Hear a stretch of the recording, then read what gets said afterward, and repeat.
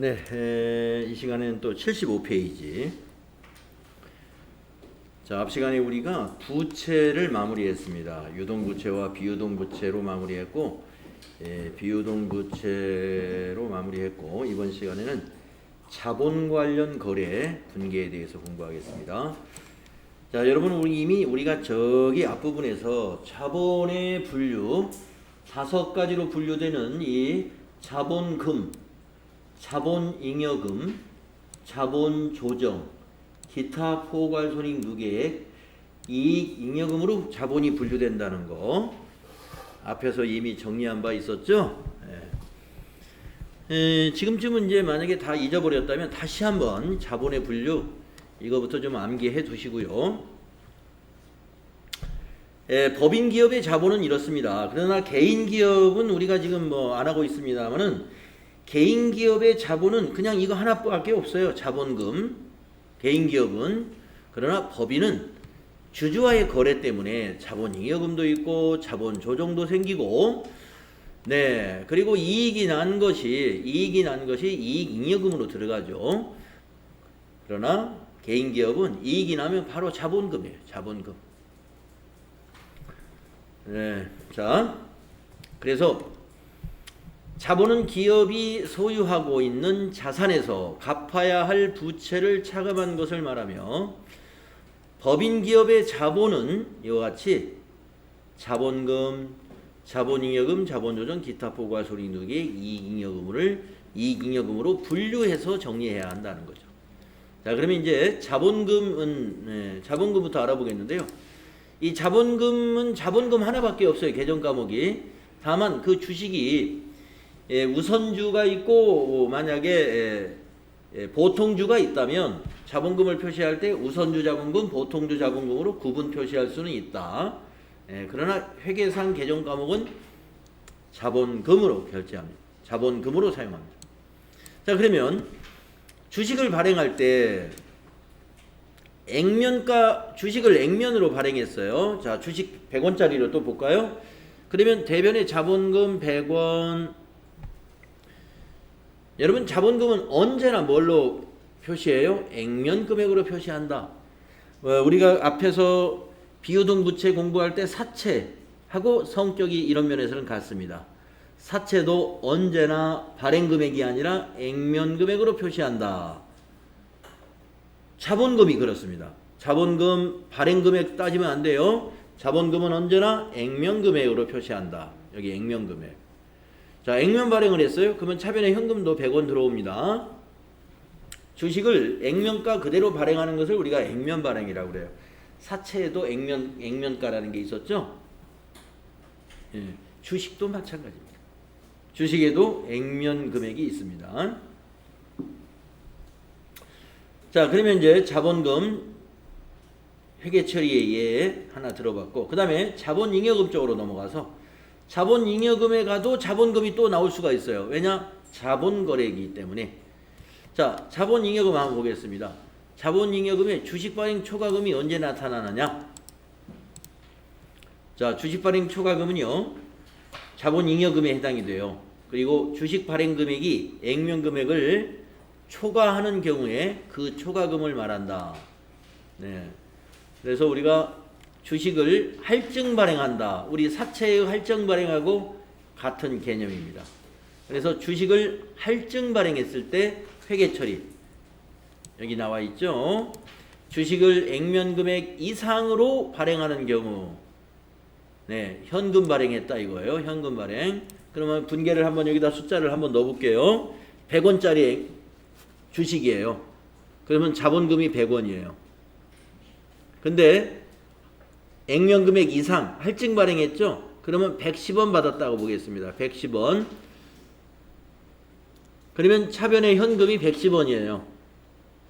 그러면 10원을 뭘로 기록한다? 주식 발행 초과금으로 기록한다 이거죠. 이 주식 발행 초과금은 자본잉여금으로 분류되는 개정 과목이다. 여러분, 이제 개정 과목 외우신 분은 자본잉여금에 주식 발행 초과금이 있었어. 감자 차익도 있었어. 자기 주식 처분 이익도 있었어. 이런 것들이 좀 정리가 되셨을 거예요. 네. 주식 발행 초과금이라고 안 하고 그냥 자본 잉여금 하면 되는 그렇습니다. 자본 잉여금이라는 개정 과목은 우리가 회계 처리를 하려고 여기서 한번 입력을 하려고 보면 안 나와요. 예. 자.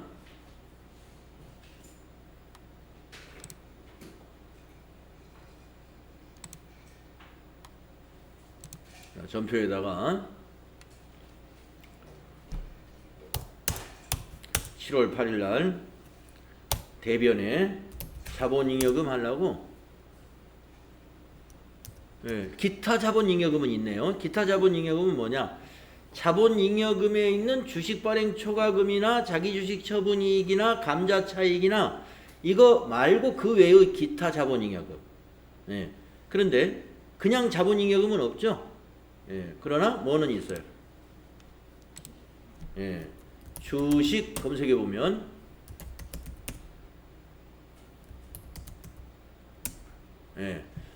주식 발행 초과금 메뉴에 있었나요? 여기 있네요. 여기 보이죠? 주식 발행 초과금이라는 계정 코드는 있다 이겁니다. 자본잉여금이라는 것은 회계 처리하는 단위는 아니고 이것을 볼 때 만약에 이런 재무상태표에서 보잖아요. 지금 재무상태표에 만약에 자본잉여금이 있으면 보이겠지만 없으면 안 보이겠죠. 작년 거라도 혹시 있는가 볼까요? 자, 자본 쪽을 보고 있습니다. 자본금, 자본잉여금. 근데 빵빵 자본잉여금이 0으로 나와 있네요. 그러니까 자본잉여금이라는 것은 여기 로마자 붙어 있잖아요. 이건 개정 과목이 아니라 자본의 분류 중에 하나예요. 자본 조정도 마찬가지로. 기타 포괄 손익 누계액 이거는 개정 과목은 아니에요. 분류에 해당이 된다. 분류.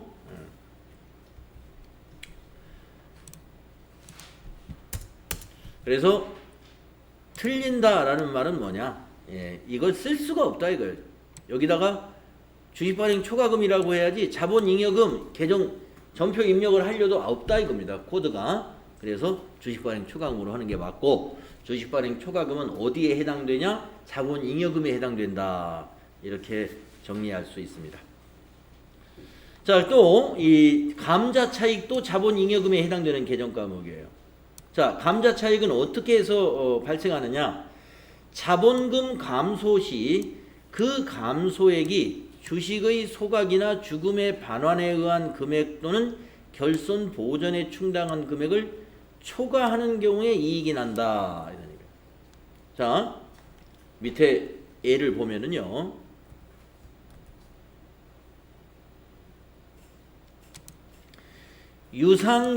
유상감자시 이렇게 예를 들었어요. 자, 유상이라는 말은 돈을 지불했다는 뜻이고 감자라는 것은 자본금을 감소시켰다 이 말입니다. 돈을 지불하고 자본금을 감소시켰다. 이 말을 풀어서 설명하면 주주에게 돈을 주식값을 주고 주식을 사서 소각시켰다. 불태웠다 이거예요. 자, 우리가 감자의 반대는 증자입니다. 증자. 증자는 요 앞 페이지에서 주식을 발행했다 나왔죠. 주식을 현금 발행했다. 아까 대변에 자본금 100원, 차변에 현금 100원 이렇게 자본 증가, 자산 증가 시켰었죠. 그거는 증자예요. 증자, 유상 증자. 돈을 받고 자본금을 증가시킨 거. 감자는 유상 감자는 돈을 지불하고 자본금을 감소시킨 거. 그럴 때 액면 금액이 더 크다 이거예요. 액면 금액이 유상으로 취득한 금액보다 더 크다. 자, 무슨 말이냐면은 자, 100원짜리 주식이에요. 우리 회사가 지금 한 주당 100원이에요. 그래서 100원어치 자본금을 오늘 감자를 실시했어요. 유상 감자를. 그러면 이제 100원짜리 주식을 얼마에 샀냐면은 취득원가보다 이게 더 액면 금액이 더 크다 이거예요. 이거를 80원에 샀다고 보겠습니다. 그러면 현금은 80원 지급을 했어요. 자산 감소는 80원. 그런데 주식은 언제나 자본금은 액면가로 표시하죠. 그러니까 자본금은 차변에 와서 100원이 감소합니다. 100원짜리 액면가인 주식을 80원에 사왔어요. 그래가지고 소각시켰어요. 그러면 이제 대차가 안 맞았죠? 그것이 바로 여기 나오는 감자 차익. 유상감자 하면서 이익을 받다 회사가 얼마? 20원. 그러니까 주주한테 액면가 100원짜리를 사면서 20원 더 싸게 산 거예요. 그래서 주주와의 거래에서 회사가 이익을 받다 이거예요. 그게 감자 차익. 주주에게 주식을 줄 때도 이익을 벌었어요. 이게 주식 발행 초과금. 아까 100원짜리 주식, 100원짜리 액면가 주식을 주면서 아까 110원을 받았네요. 10원 또 이익 남겼죠. 팔면서. 유상증자 하면서. 이거는 유상증자. 여기는 유상감자. 유상증자, 유상감자. 그래서 그러면 감자는 왜 하느냐? 왜 기업들이 여기 살짝 나옵니다. 결손금을 보전할 때 감자를 합니다. 결손금을 보전할 때. 자, 여러분 자본금이 저 위에 나있는 대로 자본금도 있고 자본금도 있고 결손금은 뭐예요? 밑에 이익잉여금이잖아요. 근데 이익잉여금이 마이너스가 나 있다 이거예요. 이익잉여금이 마이너스가 나 있어. 이 마이너스를 어떻게 청산해야 되겠어요? 정리해야 되겠어. 그럼 어떻게 이익잉여금을 마이너스 난 것을 대변에 기록해야 되죠? 그런데 누가 그걸 책임을 지기로 했냐면 주주들이 책임지기로 했어요. 주주들이. 그러면 주주들이 어떻게 해요? 자기 지분을 포기하는 거예요. 네. 그래서 자본금을 줄이고 대변에 미처리 결손금을 처리하는 등계를 할 수가 있어요.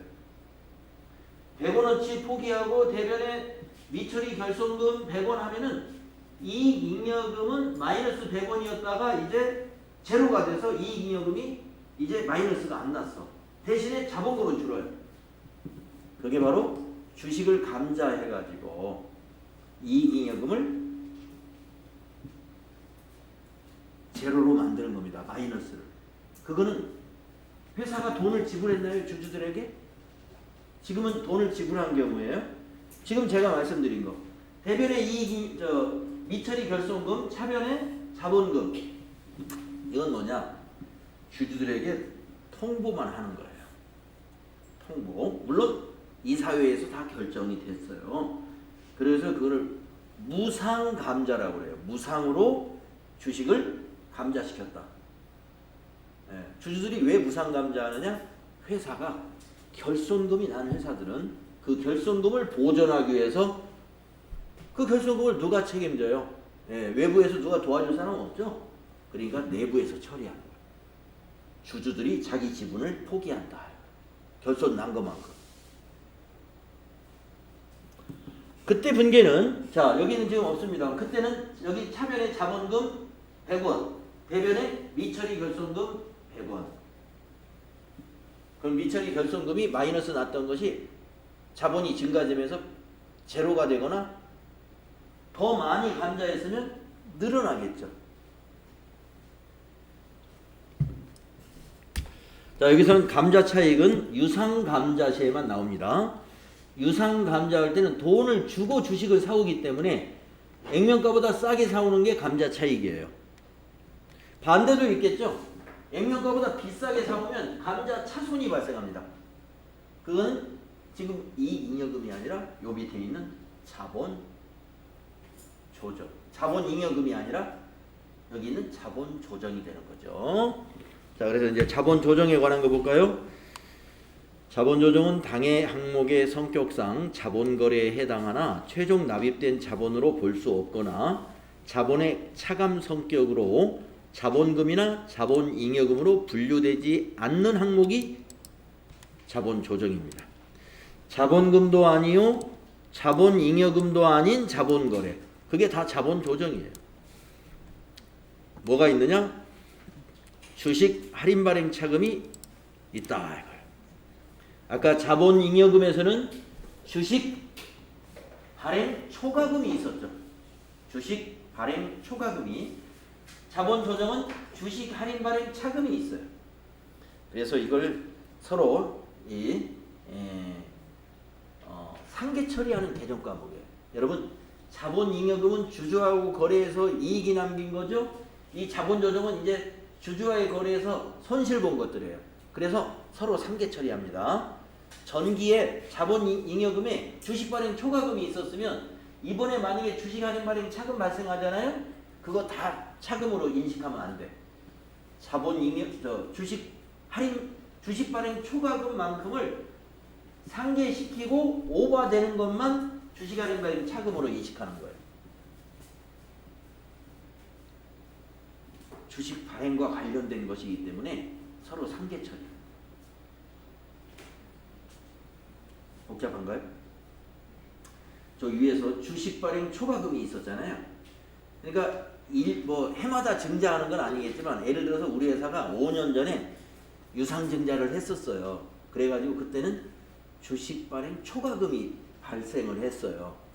그래서 주식 발행 초과금이 5천만 원이 있다고 한번 가정을 해봅시다. 그리고 세월이 흘렀습니다. 올해 유상 증자를 하는데 올해는 우리 회사가 인기가 없어졌어요. 그래가지고 100원짜리 주식을 100원에 발행을 못하고 70원에밖에 발행을 할 수가 없었어요. 우리가 뭡니까? 회사 매력이 없으면 액면가보다도 더 액면가만큼도 평가를 못 받을 수가 있어요. 주식시장에서. 그러면 어쩔 수 없이 그래도 자금을 써야 되니까 100원의 지분을 주면서 돈은 70원밖에 못 받았네? 손해봤죠? 주식 할인 발행 차금 30원 이렇게 기록하면 틀린다 이거예요. 이 30원 기록한다는 것은 그 전에 주식 발행 초과금이 하나도 없었을 때, 그때는 그냥 이것만 가지고 계산을 하면 돼요. 근데 우리가 3년 전에 저기 10원이 있었죠. 아까 100원인데 110원에 발행했잖아요. 10원만큼의 주식 발행 초과금이 있기 때문에 이때 30원이 아니라 저기 있는, 그렇죠, 20원인데 그러면 10원을 뭘로 메꿔요? 저기 있는 주식 발행 초과금을 여기 차변에 적어가지고 털어내는 거예요. 이해가시죠? 그러면 여기 주식 할인 발행 차금은 30원이 아니라 20원이 된다. 그 거래가 없으면 이것만 가지고 계산하시고, 과거에 그 잔액이 있으면, 이거에 그 해당되는 주식 발행 초과금이 있으면 그거부터 상계한다. 네, 주식 발행 초과금이 한 줄 더 들어가요. 그렇습니다. 여기 한 줄 더 들어가죠. 네. 여기 한 줄 더 들어가요. 맞아요. 자, 그래서 주식 할인 발행 차금 분계 여기 이렇게 되고요. 지금 말씀드린 대로 이거 자본 조정으로 분류됩니다. 또 감자 차손. 감자 차손은 아까 감자 차익에 반대입니다. 예, 여기 분계 예를 숫자를 넣어서 보신다면은, 숫자를 넣어서 한번 보신다면은 이런 거죠. 유상 감자를 하는데 액면금액보다 더 돈을 많이 주고 샀어요. 자, 100원짜리 주식을 사가지고 소각하기로 했습니다. 100원짜리 주식을. 자본금은 언제나 액면가예요. 근데 현금 얼마 주고 샀냐면 120원 주고 샀어요. 120원. 그러면 회사가 일단은 손해본 거예요. 그래서 차변에 감자차손 20원 이렇게. 예, 여러분, 유상감자라는 건 뭐냐면요, 주식을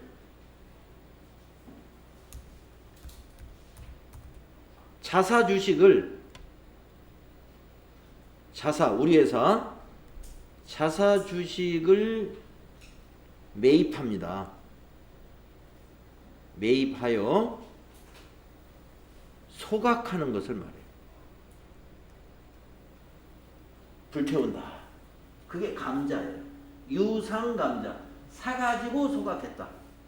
유상감자. 자, 이걸 사서 소각할 때 액면가보다 더 주고 사서 소각하면은 그 차이가 감자차손. 적게 줘서 소각하면은 대변의 감자 차익. 감자 차익은 자본잉여금, 감자차손은 자본 조정으로 분류된다. 자, 이렇게 예를 들어봤고요. 이번에는 이제 기타 포괄 손익 누계에게는 예는 없어요. 예. 요거는 우리가 그 자산 문제풀이 할 때 여러분 매도 가능 증권 여기 어디였나요?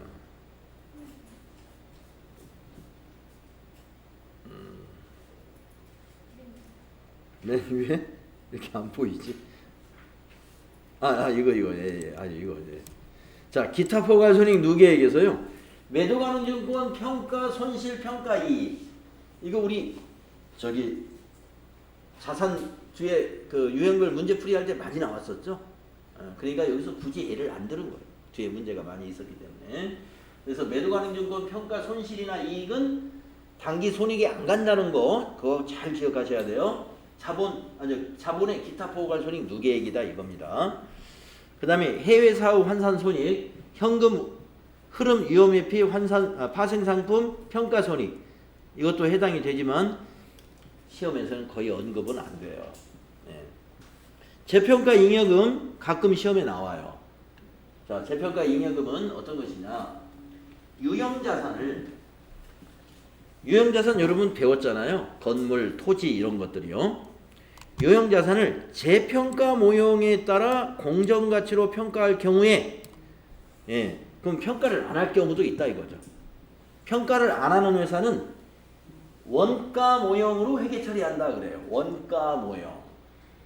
원가 모형으로 회계 처리하는 회사는 재평가 잉여금이 없습니다. 원가 모형이라는 건 뭐냐면 처음에 취득했던 유형자산 그대로 그냥 가는 거예요. 평가를 안 해. 그런데 재평가 모형으로 하겠다 하면은 가격의 변동이 일어났을 때 평가를 합니다. 그래서 공정가치로 평가하는 경우에 그 공정가치가 상승해서 발생하는 그 이익을 우리는 재평가 잉여금이라고 그래요. 예, 그런데 여기서부터 이제 공정가치가 하락해서 발생하는 것은 어떻게 하느냐? 그건 재평가 손실인데 이 손실은 중요한 것이 단기에 손익으로 간다. 즉 비용으로 간다 이 말이에요.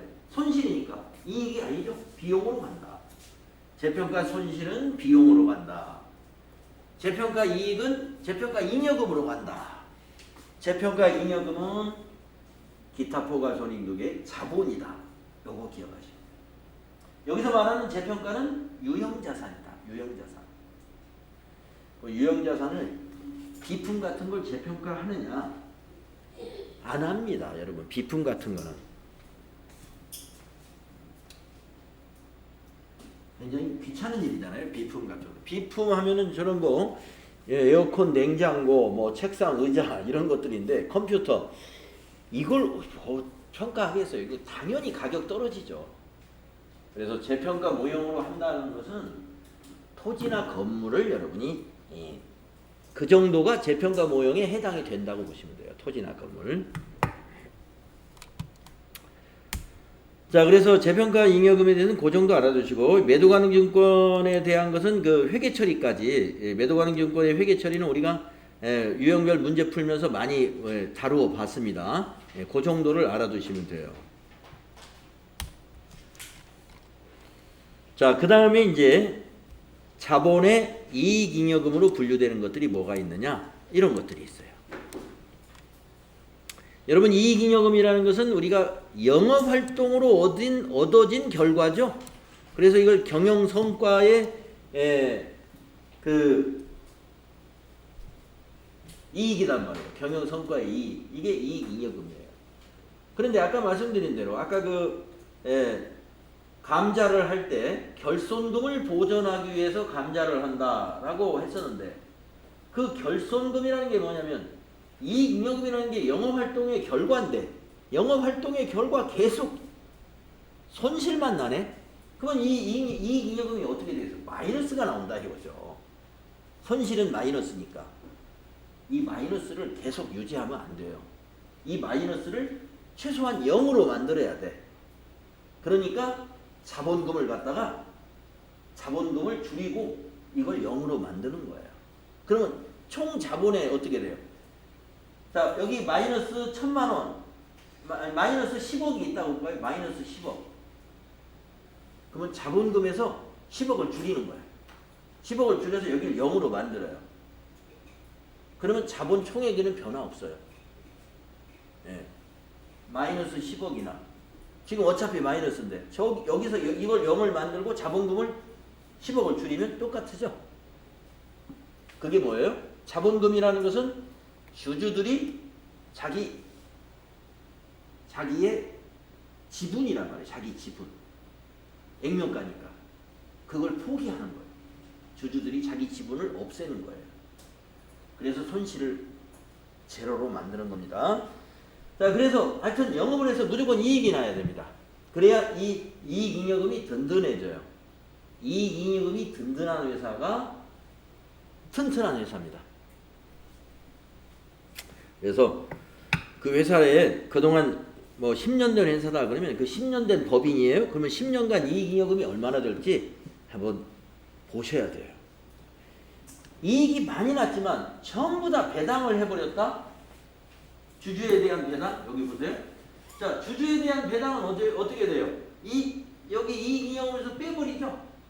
이익 난 거 다 배당하면 어떻게 될까요? 이익잉여금 제로. 없어요. 이익을 냈는데 전부 주주들이 놀아가지고 다 써버렸어요. 다 주주들이 가져가 버렸어요. 회사에 남은 건 없습니다. 그래서 법에서 상법에서 그런 일이 법인은 최소한 사회적 책임이 있기 때문에 이익 난 거를 그 대표이사가 다 못 가져가요. 예.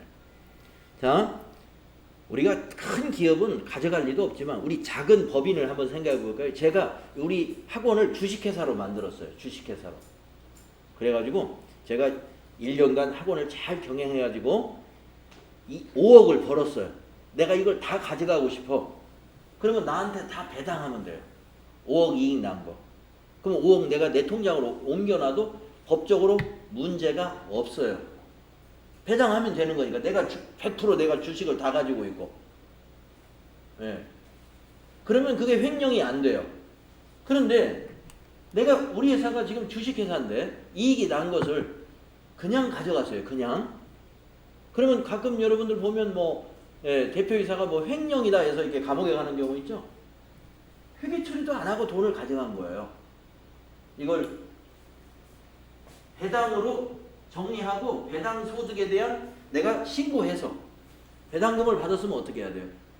배당 소득, 내 개인에게 배당 소득이 발생하죠. 그거 회사가 원천징수해서 세금 내면 그건 정상적인 자기 성과를 가져간 거니까 아무런 문제가 안 됩니다. 배당 소득 신고도 안 하고 돈을 대표이사가 자기가 주주라고 그래서 싹 이익 난 거 5억을 딱 챙겨갔어요. 그게 나중에 밝혀지면 횡령죄가 돼요. 골치가 아픕니다. 잘못하면 감옥에도 갈 수 있어요. 그렇기 때문에 자, 그러면 작은 기업들이 다 자기 개인 회사나 마찬가지인데 전부 배당을 해갈 거 아니냐? 그러지 말도록 이렇게 막아놨습니다. 자, 5억을 가져가려면 10분의 1 이상을 이익준비금으로 적립시켜라. 그래서 절대로 이익이 나는 회사가 이익잉여금이 제로가 될 수가 없어요. 예. 현금으로 다 가져가고 싶죠? 주주에 대한 배당. 그러면 5억 가져가려면 5천만 원은 이익준비금으로 정리해 남겨놔야 돼요. 예, 상법 규정에 의해서 자본금이 뭐예요? 자기가 출자한 거. 거기에 2분의 1이 될 때까지는 2분의 1에 달할 때까지는 매 결산 시 금전 이익 배당. 금전 이익 배당이 뭐냐면 이거예요. 주주에게 현금 배당하는 거. 금전 이익 배당, 현금 배당을 말해요. 현금 배당. 사실은 여기에 주주에 대한 배당이라는 것은 현금 배당과 주식 배당으로 나누어져요. 주식을 더 줄 수도 있어요. 주식을. 그런데 여기서 이익준비금은 현금 배당만 따지는 겁니다. 현금 배당이 실제로 회사의 자금이 밖으로 나가는 거예요. 주식 배당을 하면 어떻게 될까요? 회사 돈 안 나갑니다. 그러면서 배당의 효과가 내는 거예요. 어떻게 하느냐? 주식을 발행해서 주는 거예요. 주주에게. 자, 보세요. 현금 배당을 하면 어떻게 될까요? 대변에 현금 나가고 차변에 이익잉여금 가지고 배당하니까 차변이 이익잉여금이겠죠. 자본 감소, 대변에 현금 자산 감소. 근데 주식을 배당한다? 그러면 차변에 이익잉여금. 이 이익잉여금 가지고 배당하니까 자본은 줄죠? 대변에 자본금이 돼요. 주식으로 주니까 돈으로 주는 게 아니라 자본금도 자본, 이익잉여금도 자본, 자본 총액에 아무 변화도 없고 자산이 그대로 있습니다. 그게 주식 배당이에요. 주식 배당. 예. 주식 배당을 하면 배당 효과는 납니다. 왜? 주주가 주식 수가 늘었잖아요. 내가 10주 가지고 있었는데 한 주를 받았어요. 이번에 배당으로. 그러면 주식이 11주가 됐죠. 돈 안 주고 주식이 하나 늘었잖아요. 그거 팔면 바로 현금 되는 거니까 배당 효과가 있는 거죠. 주주에게는 배당 효과가 있고 기업에게는 자금을 하나도 안 들이고도 배당을 한 거죠. 예. 배당을 한 거죠. 그게 주식 배당입니다. 아, 그러면 주식 배당 많이 해주면 좋겠네? 좋은 것만은 아닙니다. 왜냐하면 주주들의 지분이 자꾸 늘어가잖아요. 그러면 경영권 다툼을 할 때, 예. 여러분 항상 주식회사는 의사결정할 때 주주 지분율로 가지고 이 의사결정을 하잖아요. 예. 자꾸 주식 배당을 하면은 지분이 자꾸 빠져나가는 거예요. 최고 지금 경영을 맡고 있는 대주주의 지분이 자꾸 줄어드는 거나 마찬가지예요. 네, 그렇기 때문에 함부로 하는 것은 아닙니다. 자, 여기 이거 잘 알아두세요. 이익준비금. 자, 이익준비금은 현금 배당에 얼마씩? 10분의 1 이상씩 적립한다. 여기 10%예요. 10%. 10% 이상씩 적립해야 돼요. 네, 요거 시험에 잘 나오니까 요거 좀 기억을 해 주시고요.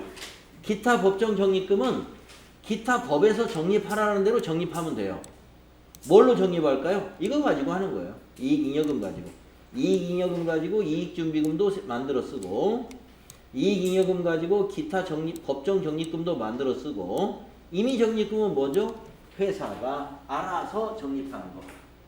우리 회사의 미래, 비전을 위해서 주주총회에서 결의된 대로 이익을 적립해 나가는 겁니다. 이것이 임의적립금입니다. 아무튼 적립금은 다 회사 돈이에요.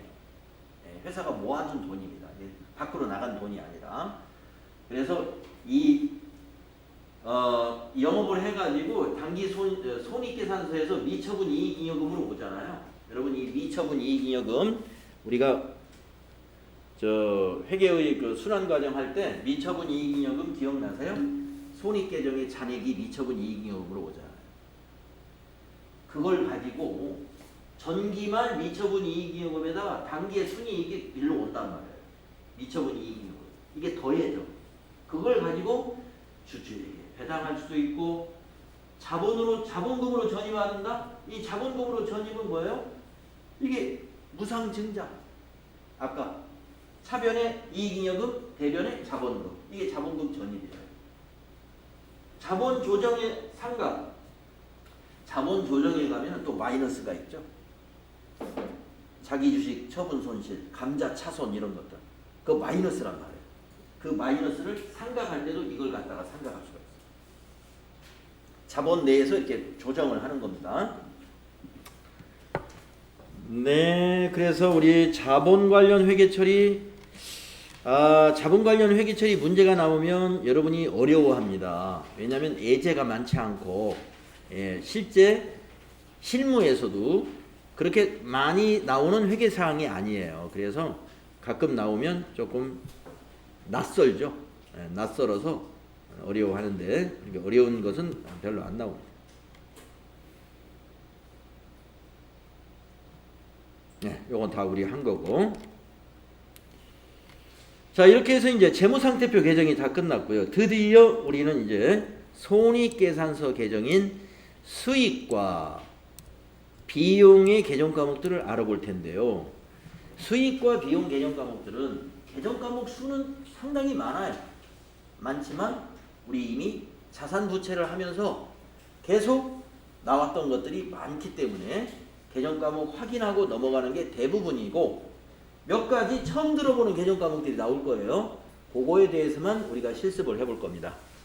분개를 하는 것을.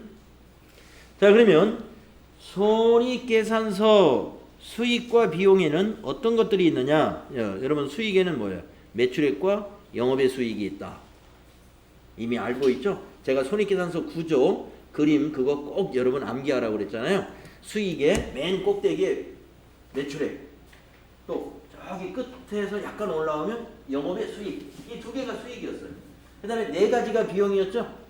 그 네 가지가 매출원가, 저 꼭대기에 있는 매출원가, 그 밑에 있던 판매비와 관리비, 또 그 밑으로 더 내려오면 영업의 비용, 그리고 맨 바닥 쪽에 법인세 비용, 이 네 가지가 비용이었어요. 손익계산서를 이루고 있는 구성이 수익 2개, 비용 4가지가 있었습니다. 그것이 이게 차례대로 성격별로 쫙 정리된 게 있죠. 그거 암기하셔야 된다. 그것을 T계정으로 배치하면 이렇게 하는 거예요. 네, T계정으로 배치하면. 자, 그러면 여기에 해당되는 계정 과목들은 뭐가 있느냐? 굉장히 많아요. 자, 이거 우선 요거부터 한번 읽어보면요. 기업의 주요 영업활동인 매출활동과 관련된 수익이 영업수익이에요. 이 영업수익이 요 매출액이에요.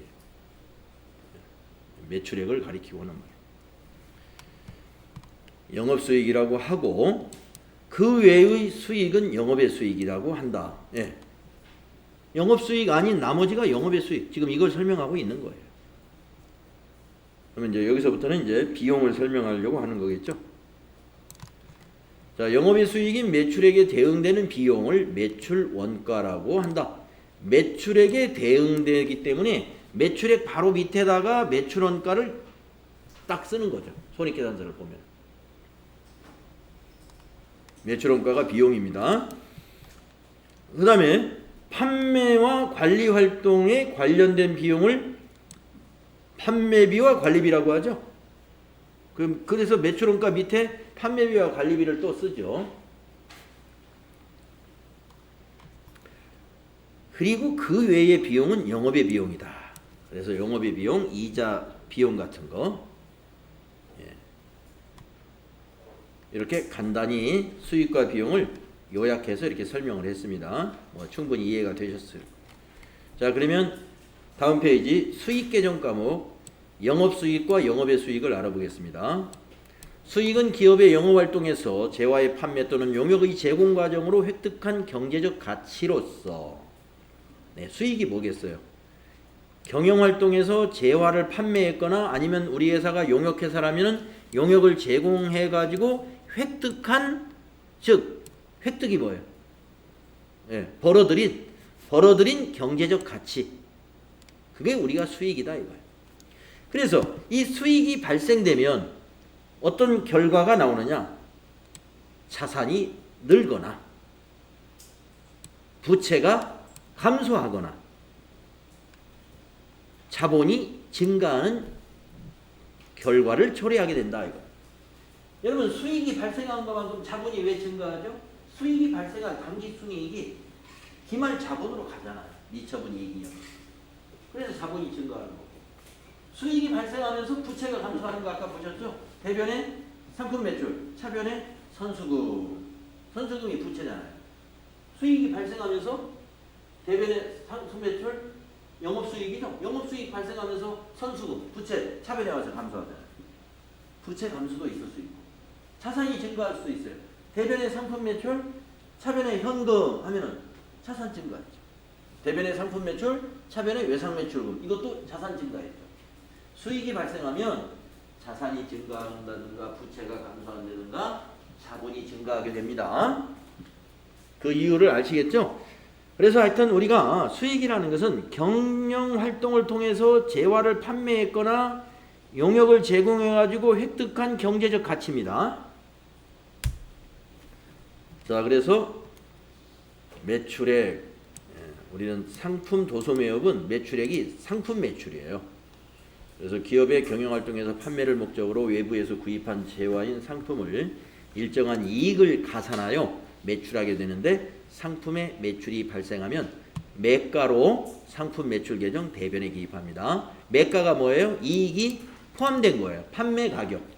판매 가격으로 상품 매출 계정 왜 대변에 기입해요? 수익 발생했으니까. 수익 발생은 대변인 거죠.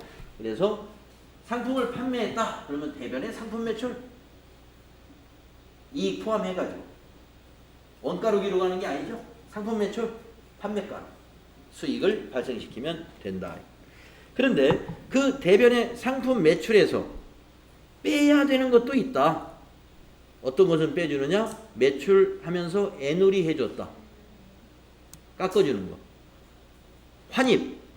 반품이 들어왔다는 거예요. 환입. 그리고 매출 할인. 돈을 깎아줬다 이겁니다. 그래서 매출 애누리와 매출 환입은 이겁니다. 매출 애누리는 매출한 상품 중에서 하자나 파손이 있어서 상품에 대해서 가격을 깎아주는 것이 매출 애누리. 하자 때문에 깎아주는 거. 매출 환입은 매출한 상품 중에서 하자나 파손이 있어서 반품이 들어왔어요. 그거 빼내야죠. 매출 환입. 또 매출 할인은 외상 매출 대금을 약속한 날짜보다 미리 받았어요. 그러면 그 기간만큼은 또 할인해줘야 돼요. 그래서 그것이 매출 할인입니다. 따라서 우리는 순 매출액을 어떻게 구하느냐? 총 매출액에서 요 세 가지를 빼야 된다.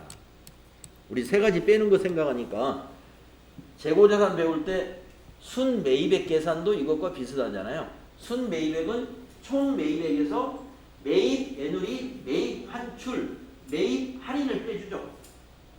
마찬가지로 매출액에서는 순 매출액을 구할 때는 총 매출액에서 매출 애누리, 매출 환입, 매출 할인을 빼준다. 알아두시면 이제 상품 매출 끝났습니다. 그 다음에 이제 수익 중에 영업의 수익이 있잖아요. 영업의 수익은 개정 과목이 엄청 많아요. 한 10개 정도가 여기 소개되어 있는데, 이미 우리가 아까 원천징수 얘기하면서 이자 수익 얘기했죠. 정기예금이 만기가 돼가지고 200만원 1억 예금해가지고 200만원 이자를 받았다 할 때 여러분 대변에 이자 수익 잡았죠? 이자 수익 200만원. 거기서 원천징수 당한 것은 차변에 선납세금 잡았죠? 자산으로. 그때 이자 수익 발생했다 그러면 선납세금 반드시 나옵니다. 거래처가 원천징수를 안 했다면 모르지만 은행에서 원천징수 안 할 리가 없어요. 네, 정확히 합니다. 네, 그래서 이자 수익은 대변에 발생해요. 금융기관 등에 대한 예금이나 대여금에 대한 받은 이자입니다. 이자 수익은 세금 뗀 거를 이자 수익이라고 하는 게 아니에요. 전체가 이자 수익이에요. 네, 전체를 이자 수익으로 잡고, 돈 받은 건 다 못 받았는데 돈 받은 거는 만약에 200만원 이자 수익 대변에 잡았어요. 근데 세금 5만원 떼고 195만원 받았어요. 그러면 차변의 현금은 195만원. 나머지 5만원은 뭘로 기록한다? 선납세금이라는 자산으로 기록하면 돼요. 그러니까 이자 수익은 세금 뗀 것 빼고 이자 수익 잡는 게 아니라 이자 발생한 것 전부가 이자 수익이다. 자, 그 다음에 단기 매매증권 평가이익. 우리 단기 매매증권 할 때 이거 많이 했습니다. 영업의 수익이죠. 또 단기 매매증권 처분이익. 이거 단기 매매증권 할 때 처분 시 발생하는 이익. 예, 영업의 수익이라고 배웠죠. 예, 그래서 이것도 해본 거다. 근데 이제 4번에 외환차익 하고 6번에 외화환산 이익. 이건 지금 처음 나와요. 예, 처음 나오는데 비슷해요. 개정 과목 이름이. 어떤 차이가 있냐면 외환 차익은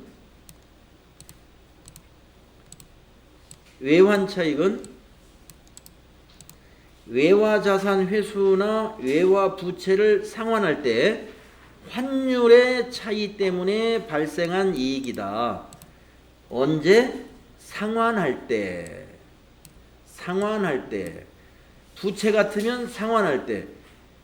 외화 자산 같으면 자산이면 회수할 때.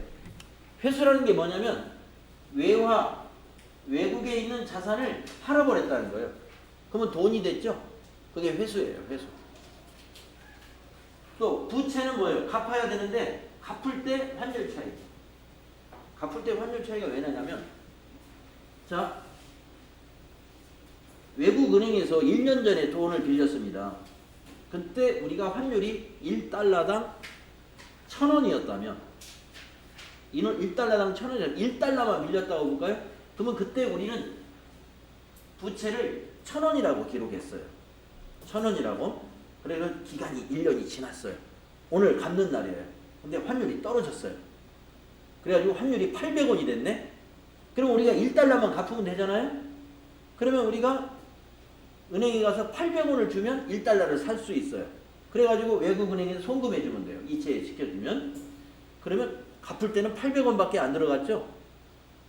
자, 그러면 대차변의 외화 부채 1,000원인데 대변에 현금은 800원 나갔네. 200원 이익 받죠.